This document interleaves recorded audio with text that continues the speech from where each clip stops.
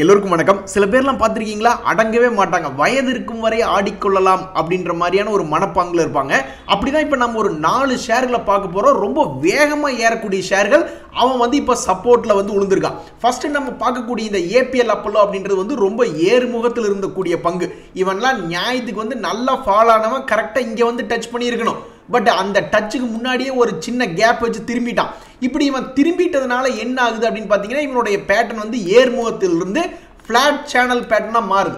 அப்போ இந்த flat channel பேட்டர்னாக மாறும் பொழுது அவன் பழையபடி எப்படியும் ஒரு 1750 பக்கம்லாம் வரணும். அவ்வளோ வரவாட்டியும் பரவாயில்ல, இவனுங்கெல்லாம் வேகமாக ஏறக்கூடிய ஆட்கள்ங்கிறதுனால ஒரு 7-8% ஒரு 10 நாளுக்குள்ளே ஏறிச்சுன்னா கூட ஒரு சந்தோஷம் வரும். அடுத்து நம்ம பார்க்கக்கூடிய இந்த சோழமண்டலம் ஃபைனான்ஸ், அதாவது சோழமண்டலம் இன்வெஸ்ட்மெண்ட்ஸ் அப்படின்ற கம்பெனி வந்து ஆக்சுவலாக கும்பா பாட்டு தான் பாடிட்டு இருக்கான். அவனுடைய ஏறுமுகத்தில் வந்து ஒரு தொய்வு ஏற்பட்டிருக்கு. அப்படி தொய்வு ஏற்பட்டிருந்தாலும் திடீர்னு அவன் வந்து சப்போர்ட் எடுத்து திரும்புறான்.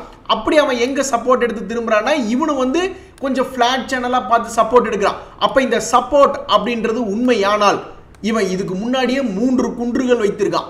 அடுத்தது வந்து 4வது குன்று வைக்கிறானா இல்லையா அப்படின்றது தெரிய வரும். அப்படி ஒரு 4வது குன்று வச்சிருந்தானா இதுக்குள்ள இன்னொரு 10% ஒளிஞ்சிருக்கிறதா நான் பார்க்குறேன். அது வர்ற மாதிரி இருந்ததுன்னா ஒரு 20-25 நாளுக்குள்ள வந்துடும் அப்படின்ற மாதிரியான என்னுடைய கணிப்பு. இந்த ஸ்டாக்கு எல்லாம் மேலே ஏறக்கூடிய மொமெண்டம் இருக்கிற வரைக்கும் தான் இந்த மாதிரி விளையாட முடியும். ஒன்ஸ் மொமெண்டம் முடிஞ்சதுன்னா அப்புறம் இவன் வந்து ட்ரெண்டிங் கிளியா மாதிரி கீழே போய் படுத்து தூங்கிடுவான். அப்புறம் அது 2 வருஷம் 3 வருஷம் கையிலே வச்சுட்டு கொண்டிருக்க வேண்டியது அப்படின்ற என்னுடைய கருத்து. பட் இருந்தாலும் வயது இருக்கும் வரை ஆடிக்கொள்ள வேண்டியதான். இங்க பாருங்க, இந்த ஐடிஎஃப்சி ஃபர்ஸ்ட் பேங்க் அதே மாதிரி தான். இந்த பங்கு நல்லா செமத்தியா ஃபால் ஆயிருக்கணும். 80 ரூபாயிலிருந்து அவன்லாம் கீழே இறங்கி நல்ல அருமையான ரேட் 50 ரூபாய்க்கு வரணும். ஆனா அவன் என்னத்தை கண்டானோ தெரியல, அவனுடைய ஃபால்ல வந்து ஒரு சப்போர்ட் எடுத்துட்டான். நல்ல நீட்டான ஒரு ஃபால். இந்த ஃபால்ல வந்து கரெக்டாக இந்த இடத்துல சப்போர்ட் எடுத்துட்டதுனால என்ன ஆயிருக்கு அப்படின்னு பார்த்தீங்கன்னா, கொஞ்சம் மேல் நோக்கி ஏர்முகமாக இருக்கு. ஸோ இந்த ஏர்முகம் வந்து மேபி 82லேருந்து ஒரு 88 வரைக்கும் வந்து அதையும் உடச்சி மேல் நோக்கி வர்ற மாதிரி இருந்தால் ஆல்மோஸ்ட் 92 வரணும். மறுபடியும் அதுக்கப்புறமும் மேலே ஏறினா 100 ரூபா வரைக்கும் வரக்கூடிய வாய்ப்பு இருக்கிறதா தான் நான் இந்த ஐடிஎஃப்சி ஃபர்ஸ்ட் பேங்க் அப்படின்றத பார்க்குறேன். இவன்லாம் நல்ல ஏர்முகத்தில் வேகமாக ஏறி வந்தவன் தான். அதுக்கப்புறம் ஒரு இடம் ஃபால் ஆனால் மறுபடியும் வேகமாக ஏறினா அதுக்கப்புறம் இப்போ ஃபால் ஆயிருக்கான். ஸோ இந்த இடத்துல இப்போ சப்போர்ட் எடுத்து தொடர்ந்து மேல் நோக்கி வந்தால் இவன் எப்படி ஒரு 95 ரூபாயில வரணும் அப்படின்றத என்னுடைய கருத்து. இல்லைனாலும் பிரச்சனை இல்லை, இவன்லாம் வேகமாக பயணிக்கக்கூடிய ஆளு. திடீர்னு 50 ரூபா வந்தாலும் சந்தோஷம் தான்.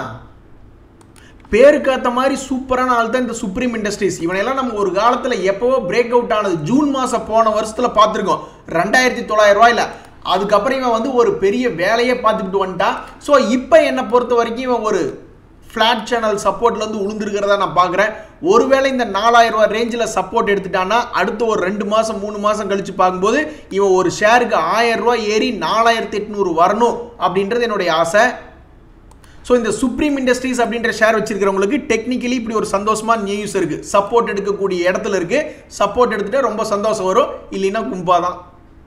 ஆனால் இங்கே பார்த்தீங்களா, பணம் போகிறது வேணால் குப்புன்னு போயிடுது. நம்மளுக்கு எங்காவது லாபம், எங்காவது 3 லட்சம் லாபம் 5 லட்சம் லாபம்னு திடீர்னு நம்மளுக்கு ஒரு நாளில் கிடைக்குதா? கிடையாது. ஆனால் இங்கே பாருங்கள், பல நண்பர்கள் வந்து 3 லட்சம் 5 லட்சம் அப்படின்ற மாதிரி லாஸ் பண்ணிட்டு இதை எப்படி ரெக்கவரி பண்ணுறது அப்படின்ற மாதிரி ஐடியாஸ் கேட்குறாங்க. என்னை பொறுத்த வரைக்கும் வின்னிங் ஸ்ட்ராட்டஜின்னு வச்சுங்களேன், நான்லாம் வந்து 1,85,000 என்னமோ F&Oவில் லாஸ் பண்ணேன்.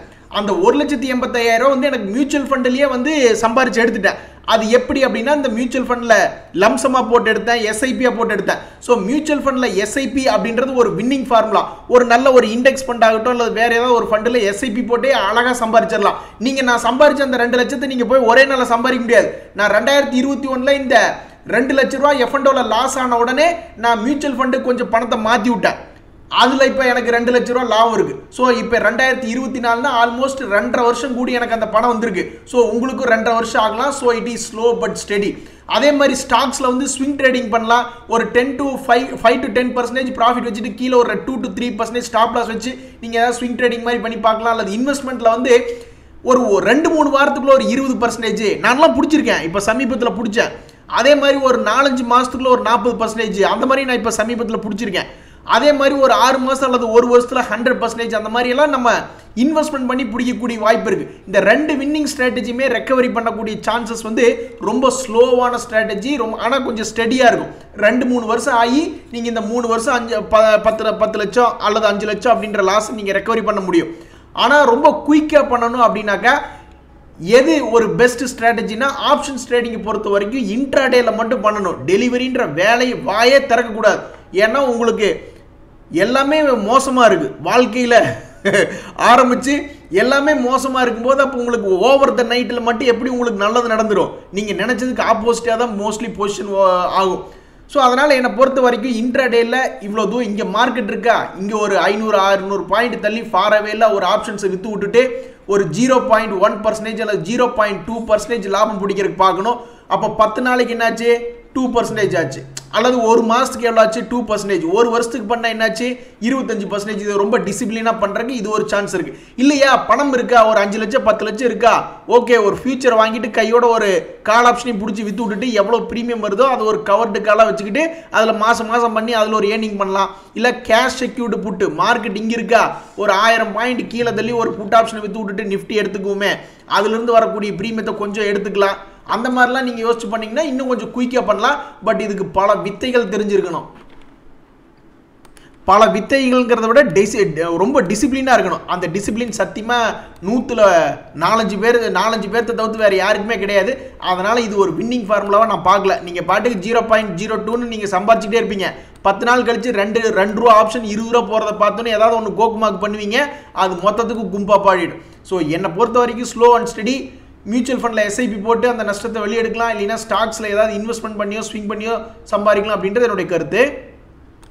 ட்ரெயிலிங் ஸ்டாப் லாஸ் அப்படின்றது நம்ம ஏற்கனவே டிசைட் பண்ணுறோம். ஒரு உதாரணத்துக்கு நம்ம இந்த சுப்ரீம் இண்டஸ்ட்ரீஸ் அப்படின்ற ஷேர் 1600 ரூபாயில் வாங்கிட்டோம். ஒரு 6 மாதம் அல்லது 2 வருஷம் வெயிட் பண்ணுறோம். அப்படி இல்லைன்னா ஒரு 3 மாதம் கூட நீங்கள் வெயிட் பண்ணுங்கள்.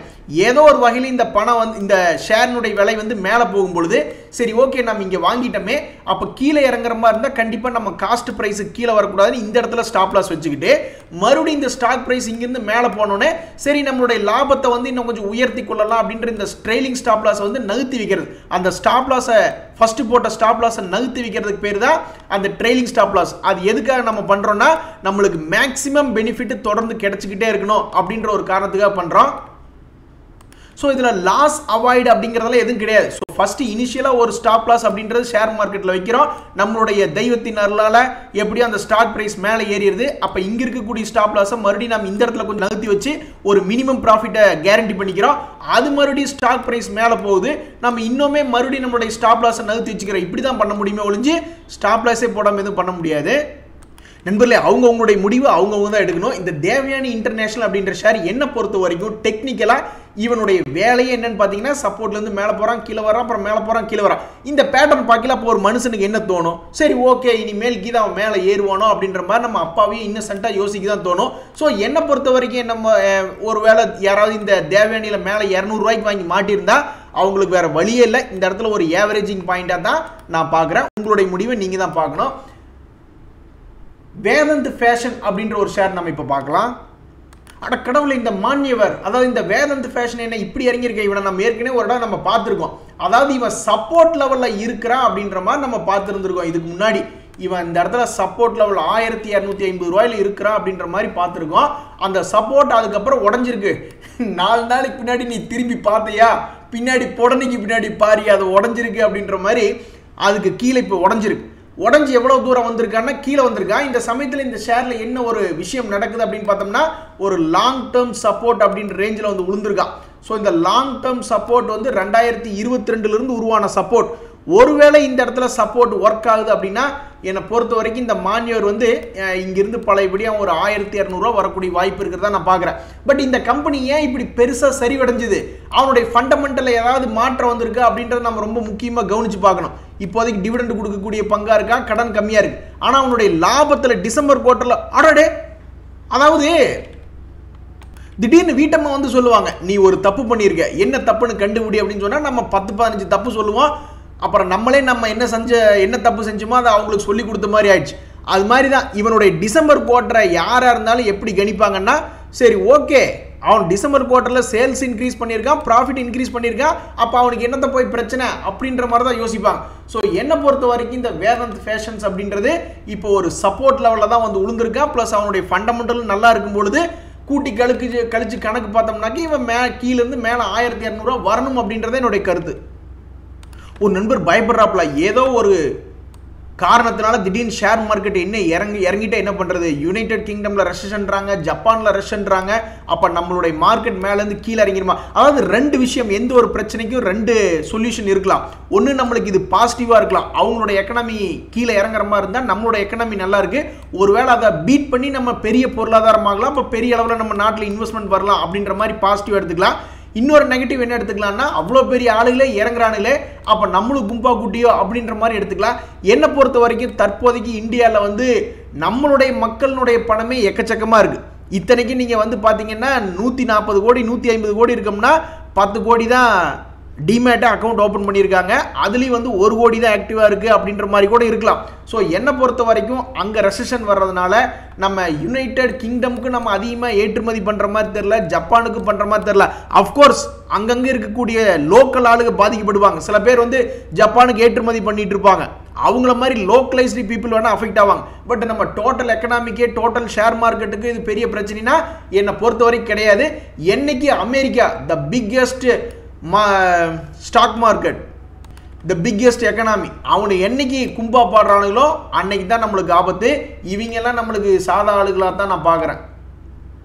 ஏன்டா இப்படி ஒரு ஆள் கூட நம்ம போய் சவகாசம் வச்சுக்கிட்டோம் அப்படின்ற மாதிரி சில நேரங்களில் நம்ம நினைப்பது உண்டு. என்ன காரணம்னா, வீட்டில் வந்து ஏதாவது தண்ணி கிண்ணி போட்டோம்னா போட்டு கொடுத்துட்டு போயிடுவாங்க.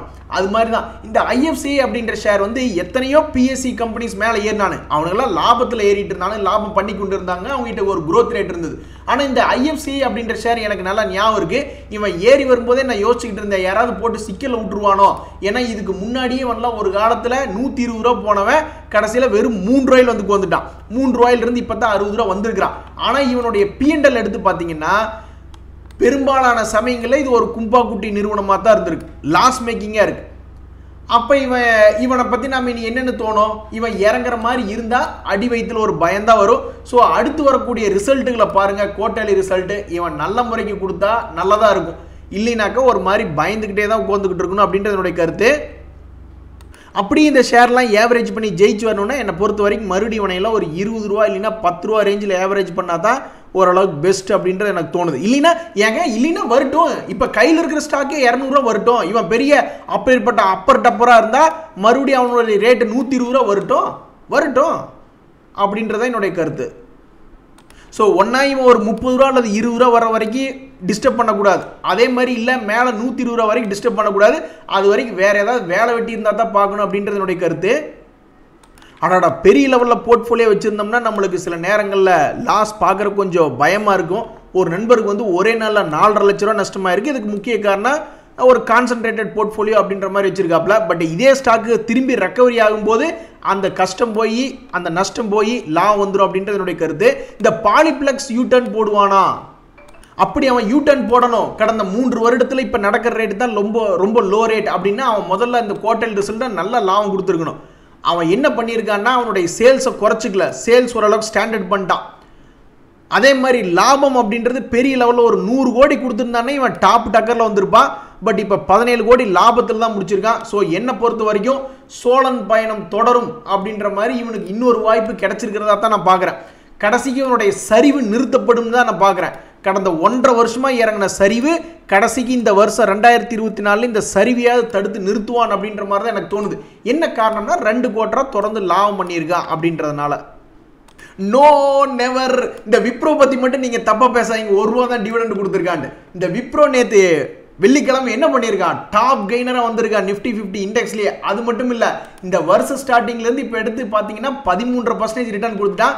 அதனால் அவன் 1 ரூபா டிவிடெண்ட் கொடுத்தாலும் தப்பில்லை, 10 பைசா டிவிடெண்ட் கொடுத்தாலும் தப்பில்லை. இந்த வருஷம் 2024 அவனை மன்னிச்சு விட்டுறலாம் அப்படின்னு தான் நான் நினைக்கிறேன். என்னை பொறுத்த வரைக்கும் இந்த பேக் பண்ணுற கம்பெனிகள்லாம் இப்போ தான் ஷேர் மார்க்கெட்டுக்குள்ள வந்திருக்கு. அவனுடைய சார்ட் பேட்டர்னே இன்னும் ஃபார்ம் பண்ணல. ஸோ டிமாண்ட் அண்ட் சப்ளை வந்து இப்போதைக்கு இந்த ஷேருக்கு எப்படி இருக்குன்னா, அவன் தொடர்ந்து சரிவடித்து வந்தாலும் அவனுக்கு மறுபடியும் பையிங் சப்போர்ட் எல்லாம் இருக்கு. ஸோ ப்ராபப்ளி இவனுடைய லிமிட்டே வந்து பார்த்தீங்கன்னா 225க்கு 180 ரூபாய்க்கும் அடுத்த ஒரு 3 மாசத்துல இருப்பான். மேலே வரும்போது சந்தோஷம் வரும், கீழே வரும்போது ஏவரேஜ் பண்ணுறதுக்கு வாய்ப்பு வரும் அப்படின்றத என்னுடைய கருத்து. இன்றைய தகவல் உங்களுக்கு உதவியாக இருந்ததுன்னா எனக்கு சந்தோஷம் தான். ரொம்ப நன்றி, வணக்கம்.